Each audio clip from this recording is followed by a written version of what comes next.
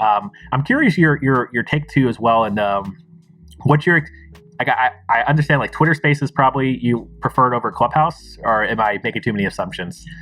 Yeah, so I like the content style of Clubhouse, but personally, I kind of like the audience a little bit better on Twitter Spaces. I feel like it's a little less San Francisco? It's not magic, it's talent and sweat. That's what we do. Little San Francisco, a little bit less like on there. I noticed that people kind of like plug their startups before they ask the question, and like I just don't really get it. That is amazing. Yeah, but that's also very true. It's kind of cool, but it's also a little bit like this is not my world. And then Twitter Spaces, I think, is more accessible too. That everybody has access to it if you're on the mobile app, and that they have captioning built in as well. So, and that's one of the biggest criticisms with Clubhouse, especially for doing work stuff on there. Yeah. I mean, it's valid. What about YouTube versus Twitch? That's a good one. So, I mean, I'll be super transparent. Like, video content still totally intimidates me, and it's not my comfort area at all. Like, give me a blog post any day. But I do like YouTube because I think it's this polished output usually. You can have streams on there and stuff, but I think for a lot of people, having something that like doesn't have the half an hour diatribe about me debugging something is probably, I think for some people that is helpful, and the learning in public and showing people that I still have bugs even though I'm a senior developer, and that that's very common in the how to actually debug stuff. I think that that's super handy for people, but I do think if somebody's trying to learn something quickly, having a tutorial that's linear and actually has all the awful stuff, the me getting stuck on stuff trimmed out is probably a little more helpful. What's your opinion on like doing courses versus YouTube? Yeah, so I have built a course on Egghead, which I love as a platform because it's so straight to the point. Like the videos are exactly one topic only. There's not really an entertainment factor. It's more of a learning factor. And so I think that is really, really incredible. So I've built courses on there, but mostly short stuff. I'm working on a course with a bigger company right now, and a book this year as well, which is a different thing. So I enjoy doing that. I like having that. I also will always love live teaching and workshops as well, because it forces people to actually do the like code problems as you go. And I think that's great for people learning. So yeah, I love all types of content, I feel like. Yeah. So my next question is something I've been thinking about a lot.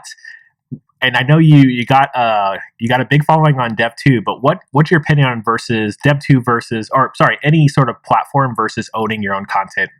As example, like having your website and have a blog there. Yeah. So I think that growing on a platform is going to be much easier than growing your own site. So having my own blogging site that I'm growing the SEO on and getting people to via Twitter or whatever, that is a lot more work up front than using something like Dev.to or Hashnode is the new one, which will give you more readership up front. And I think for a lot of people when they're starting out, it's motivating to see those numbers on there and seeing people comment. And so I think that that's great, and you do own your content on there. It's not like they're going to steal it from you or anything like that. You can do your canonical URL to your site. I also think it's the less steep on-ramp too. You don't have to build a blog site for yourself, which I feel like is the classic spiral of a developer of I have to build my own site now, and so I'm going to spend a year building that out instead of actually writing anything. So I think starting out on one of those platforms is great. The difficult part is that you have more control if you have your own site, and you can really display it however you want. And so as I've grown, I've put a lot more emphasis on my own site and have been putting everything on there before anywhere else. Okay. So are you still writing on Dev.to today? Or are you putting it on your own site? I put some stuff on there, but not everything. And right now I'm specifically focusing on putting stuff into bigger sites as well. So things like Smashing Magazine and what's it called? Cloud Guru. Things like that. I haven't had a Smashing post yet, but I did get a lead dev post, which that's awesome. I love their stuff. And it actually was a great experience because they actually helped with sort of the iterating and with the editing as well, which is something that, like, I love writing blogs, but I don't enjoy the process of eventually trying to get a blog, which is why I do the flywheel of trying to explore the content before I get to writing, because then I can always sort of reiterate and write eventually.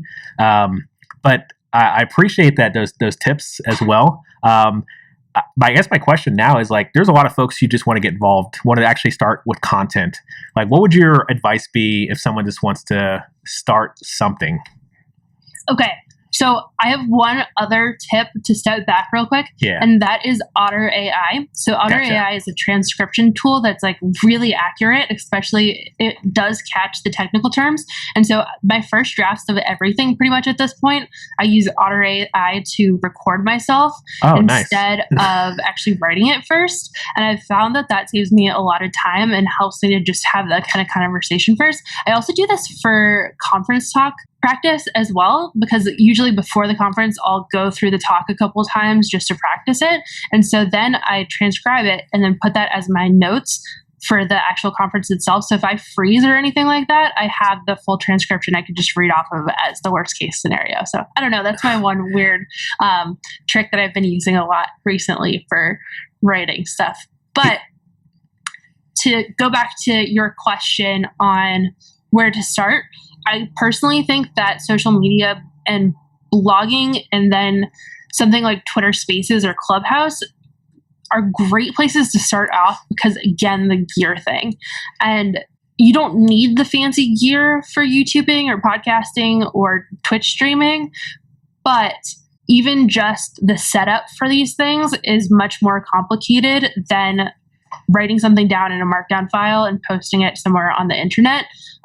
And so that's why I personally, especially with podcasting, people are like, I want to start podcasting. How do I grow an audience for it? And I'm like, it's kind of difficult, to be honest. Like, it's tough to grow an audience. It's tough to do all the recording. The editing sucks.